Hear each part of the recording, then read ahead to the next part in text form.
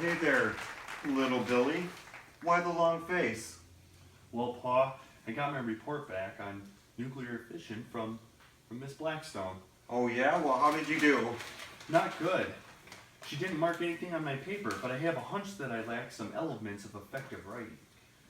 Well, Billy, we already talked about the Common Core state standards, and you're just big enough to have me talk about Jim Burke and his elements of effective writing. Effective writing? What's that? It can't be explained in black and white. I think we need a little color to talk about this. That's better. That's neato, Pa. It is. And so is talking about effective writing. Well, now that we're in a little bit of color, it helps to show that writing has changed from static models to living and breathing works of art that encompass growing technology and different genres. There are some general themes of effective writing that are non-specific, but then there are some detailed aspects that are very genre-specific. Gee willikers.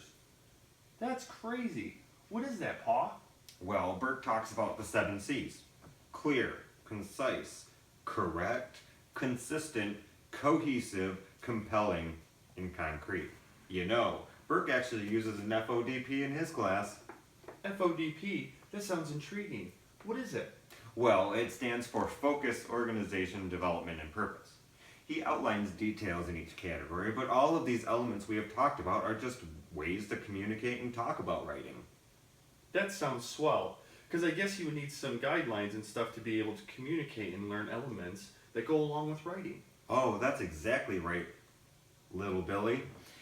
The internet is changing the way we communicate by using attention-grabbing headlines and language that competes for readers. And readers from around the world in different cultures are potentially readers of pieces of writing or pictured storyboards that you and I create. Each genre has guidelines and conventions within their scope, such as text messages and Twitter, so critically analyzing each genre helps us to create our own pieces more effectively. But all of these elements we've talked about, they're ways of communicating those genre conventions.